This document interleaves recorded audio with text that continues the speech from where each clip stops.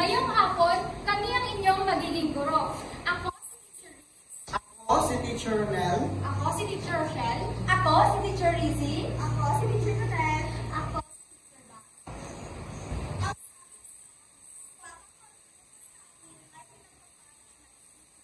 Ngayon, sino sa inyo ang marunong manalangin? Ako po, Teacher. Irene lang ba at si Jennifer? Marunong manalangin? Magaling! Ngayon, tinatawagan ko si Irene para makuna sa ating panalangin. Magsitayo ang lahat.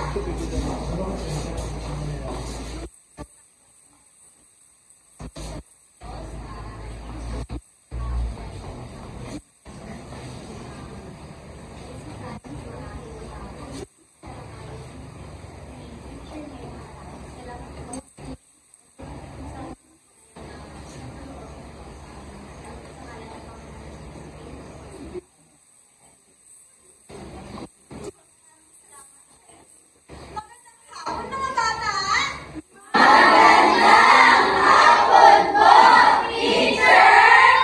Maganda ba ang hapon ninyo? Masaya ba ang hapon ninyo? Okay, mabuti. Dahil maganda at masaya ang hapon ninyo, pwede na kayo. Mayroon bang tumigil sa ating klase ngayong araw? Dahil wala, bigyan ninyo ang inyong mga sarili ng Magaling Ako Club. Alam ba ninyo yun? Okay, ituturo ko sa inyo. Ganito, 1, 2, 3, 1, 2, 3, magaling ako. Kayo nga, isa, dalawa, tatlo. Okay,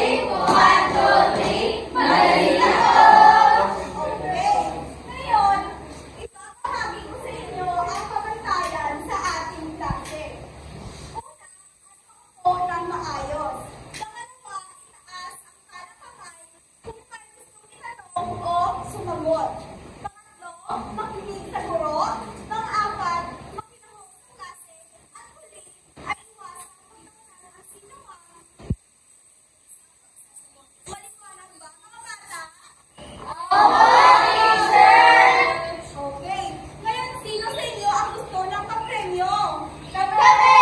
Lahat ba gusto ng papremyo? Okay.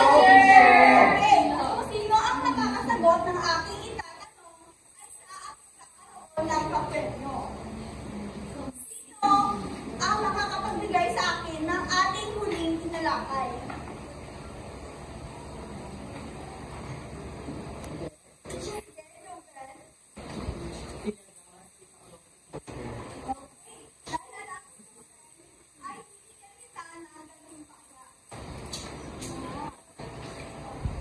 Ngayon, ano naman ang tungkol kay sa huli nating tinalakay? Daniel. Tungkol ito, teacher, sa magkaibigang langgam at ipaklo na magkaiba po ang ugali. Si langgam po, teacher, ay masipag. Si ipaklong naman ay tamad at pasayaw-sayaw at patalon-talon. Okay, maraming salamat, Daniel. Mga bata, handa na ba kayo sa ating bagong talakayin? Okay, pero bago yan, sino gusto maglaro at makatanggap ng gantimpala? Okay. Mapangkasi ko kayo sa dalawang pangkat. Ito ang unang pangkat at ito naman ang ikalawang pangkat. Bawat pangkat ay magbibigay ako ng mga ginupit-gupit na mga larawan at ito ay inyong maayusin o pulutin. Naiintindihan ba mga bata? Okay, magaling. Unang pangkat.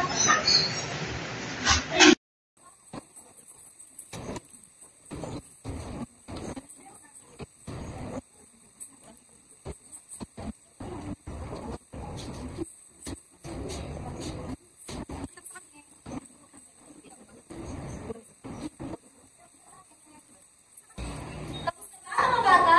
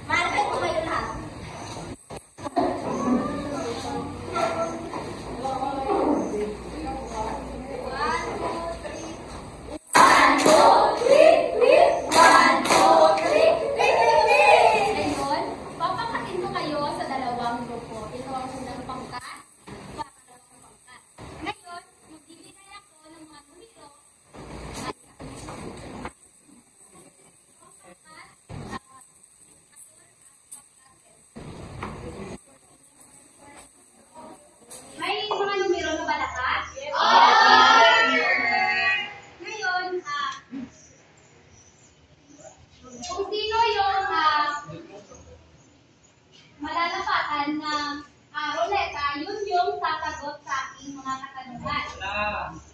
Handa na bang lahat? Opo, teacher! Doon, simulan na. 13! 4, 4, 4!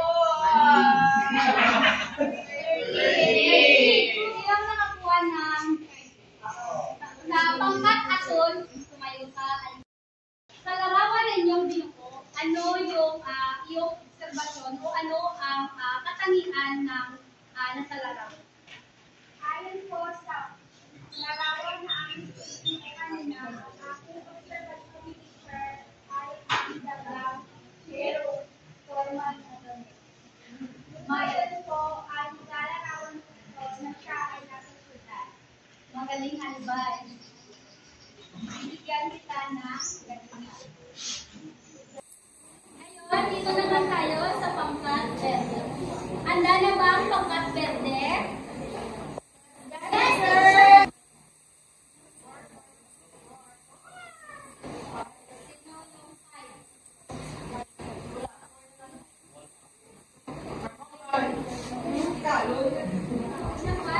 Okay, Kenneth, dahil ito yung nakakuha ng numero 5, ito yung aking katanungan. Ano ang katangian ng daga na iyong katangian ng isang daga? Malikit teacher. Maliksi ano mo teacher. Makulit. Magaling. Bigyan si Kenneth ng autumn clap. Alam niyo ba kung ano yung autumn clap? Hindi. Maaari bang tumayo ang lahat? Okay, ito ang autumn clap. 1, 2, 3. 1, 2, 3. Awesome! Awesome! Awesome! Okay? Sabayan si teacher. 1, 2, 3, go! 1, 2, 3. 1, 2, 3. Awesome! Awesome! Awesome! Ngayon naman mga bata ay makatingin ko kayo sa dalawang grupo. At ang unang grupo at ito naman ang ikalawang grupo. Hawak niyo pa ba ang mga numero na ibibigay ko na sa inyo ni Teacher Pam? Yes! Ngayon,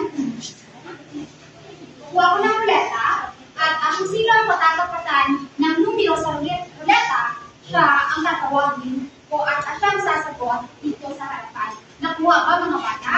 Yes! Nakusay. 5, 7. 11. Wala. 10. Wala. Teacher. 4. 7.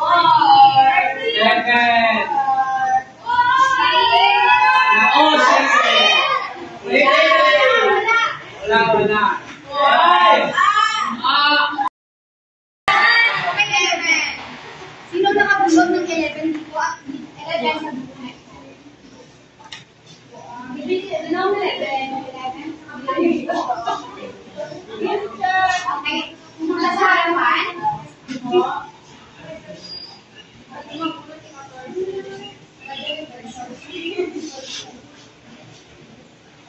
Magbibigay ako ng scenario sa inyong dalawa para sa katanungan at maaari mong sagutan ito.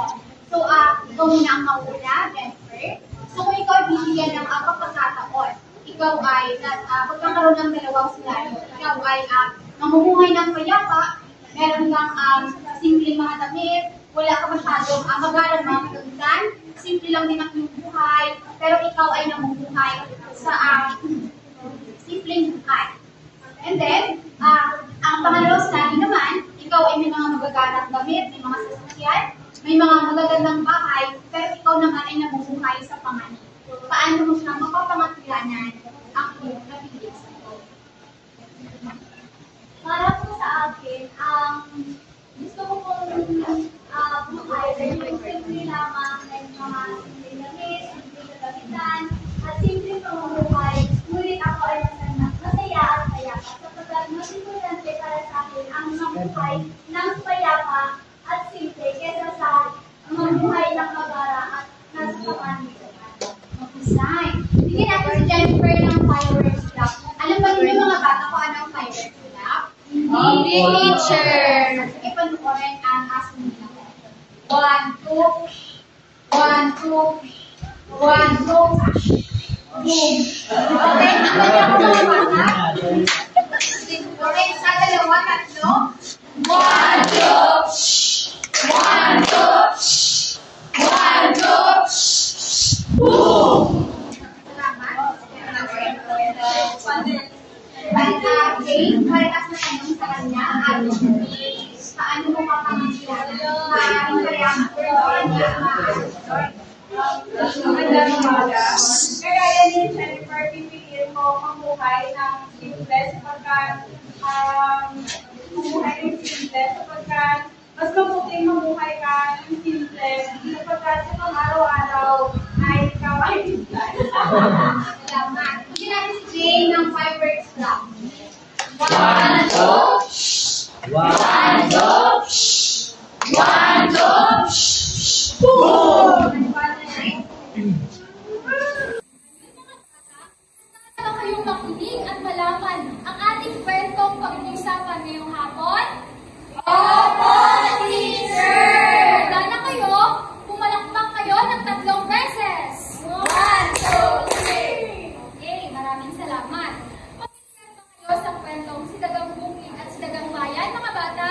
Hindi po, teacher! Ngayon, ating babasahin at papakinggan ang kwento ni Dagang Bukid at ni Dagang Bayan.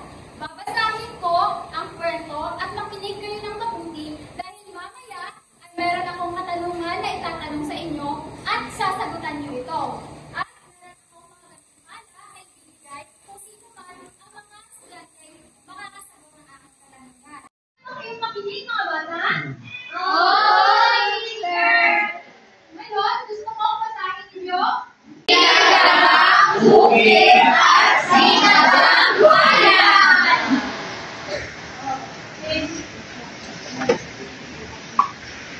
Sa isang tahimik na bago, namumuhay ng payapa ang Dagang Bukid. Kontento sa kanyang simpleng pagkain at pamamaraan ng pamumuhay. Sino ang namumuhay sa isang tahimik na baryo? Okay, Jennifer? Si Dagang Bukid ko, teacher. Okay, tama. Dumating ang kanyang kaibigan, ang Dagang Bayan, na tila may pagkaarte sa mga pagkain. Sino ang kanyang kaibigan na dumating? Ako. Okay, Dana? Si Dagang Bayan ko, teacher. Magaling. Kaibigan, paano mo nagagawa mabuhay sa ganitong lugar? Napakalayo nito sa kaginhawaan. At ang inyong pagkain, mais at butil, wala pang keso o kahit tinapay man lang. Sabi ni Dagang Bayan, kaibigan, dito sa baryo, hindi man marangya ang pagkain, sapat ito para sa pang-araw-araw. Ang mahalaga, ligtas kami dito at walang gumagambala. Sagot naman ni Dagang Bagyo. Nagpakita ng matinding pag-aalinlangan ang Dagang Bayan habang tinitikpan ang simpleng pagkain. Inalok niya ang Dagang Bagyo na pumunta sa lungsod upang makita ang kanyang pamumuhay. Sa huli, sinunod ni Dagang Bagyo ang imbitasyon. Sino ang nag-imbita kay Dagang Bagyo? Okay, Apalya? Dagang Bayan. Okay, magaling. Dumating sila sa lungsod at namangha ang Dagang Bagyo sa kasaganahan. Mga gusali, karamihaan, at magagarang pagkain. Hinain ng Dagang Bayan ang keso, tinapay, prutas, at iba pang masasarap na pagkain. Bakit namangha ang Dagang Bagyo nang pumunta sila sa lungsod? Okay? Dahil nakita niyo may mga gusali, karamihan at mga magagandang pagkain. Okay, maraming salamat. Tama. Napakagago ng inyong pamumuhay, kaibigan. Napakasarap ng inyong pagkain. Parang ibang mundo ito. Sabi ng Dagang Bagyo. Ngunit, hindi nagtagal, dumating ang panganib. Biglang sumulpot ang pusa at nagtatangkang mahiling sila. Nataranta sila at nagtatatakbo. Nagtago sa maliit na butas. Ang Dagang Bagyo, bagamat nabighani katangian ay nanginig sa takot. Bakit nanginig sa takot ang dagang baryo? Okay, Miss Vanessa? Dahil mayroong biglang sumulpot na pusa, teacher. Okay, magaling. Dahil mayroong biglang sumulpot na pusa at gusto silang kainin. Habang patuloy ang kamay, naririnig pa nila ang mga tunog ng mga tao na tila naghahanap sa kanila. Pusigidong hulihin sila. Kaibigan, hindi ko kayang mabuhay sa ganitong paraan. Kahit gaano kasarap ang pagkain dito, napakalaki ng kapalit, palaging takot at pangamba.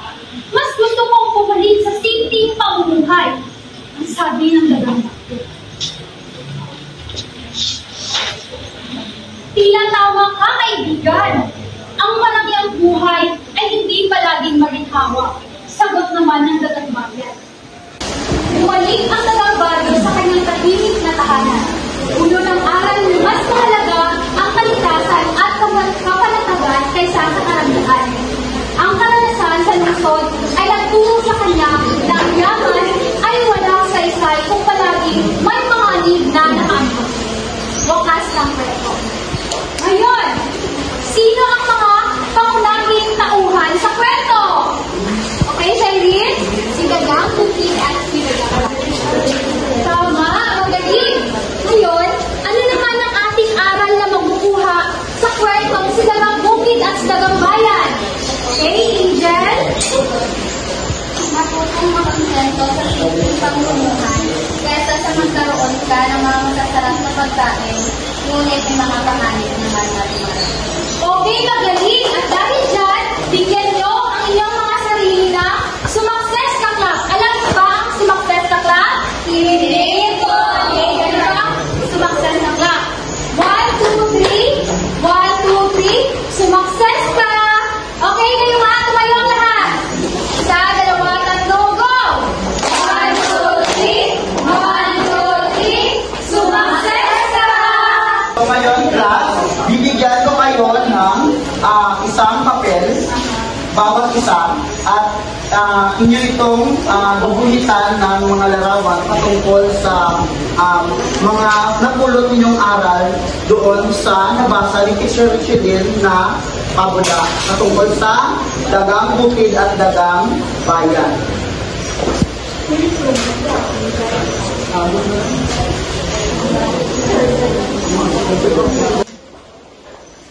Pagkatapos ninyong maiguhit ang mga larawan, meron akong isang tatawagin na magre-representa ng kanyang ginagawa dito sa lahat. Tapos na ba lahat? Oo, teacher! Ngayon, kung tapos na, Charlene, pwede mo bang i-representa ano yung ginawa mo, yung ginuhit mo patungkol sa Dagang Bukid at Dagang Bayan? So, ang iginuhit ko po, teacher, ay ang buhay po ni Dagang Bukid, na kung saan meron pong bukid, teacher, tapos may palayan po, tapos bahay kubo, tapos pamilya po, teacher. At dito po, teacher, ay meron pong payapa at masaganang buhay, hindi po katulad nung kay Dagang Bayan po na masaganang kanyang pagkain, pero delikado naman po at mapanganib. So, magaling yan. Mr. Ilan, kanyang gantimpala. Alam niyo ba kung ano ang Mami Indonesia Club? Hindi po! Ano ba yun? 1, very good. 1, 2, very good, very good. 1, 2, 3. Mami! Ang suka! Okay ba yun? Okay. Tumayong lahat at bigyan natin na Mami Indonesia Club si Arlene. Sabayan, teacher. 1, very good. 1, 2, very good, very good. 1, 2, 3. Mami ang suka! Magaling mga bata! So ngayon class, hatiin ko naman kayo sa dalawang grupo. Ito ang unang grupo at ikalawang grupo. So ang isusulat dito sa concept map ng unang grupo ay si Dagang Bayan. At sa ikalawang grupo ay si Dagang Bukid.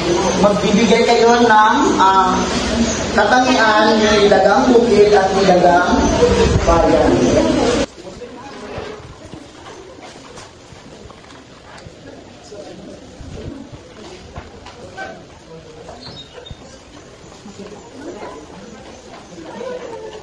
Tapos na ba mga bata ang pinagawa ko sa inyo?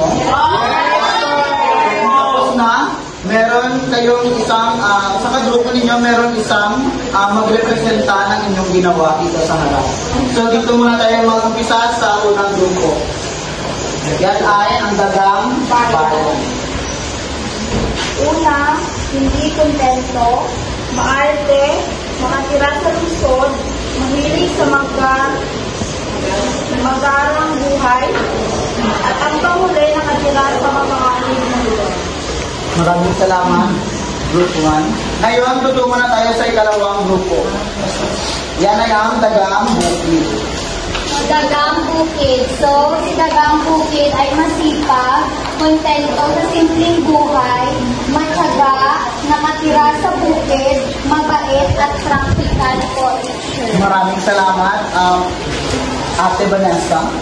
So, magaling mga bata, ngayon bibigyan natin ang ating mga sarili ng Mami Lunisha Club ulit. Okay? 1, very good. 1, 2, very good, very good. 1, 2, 3. Mami ang suka!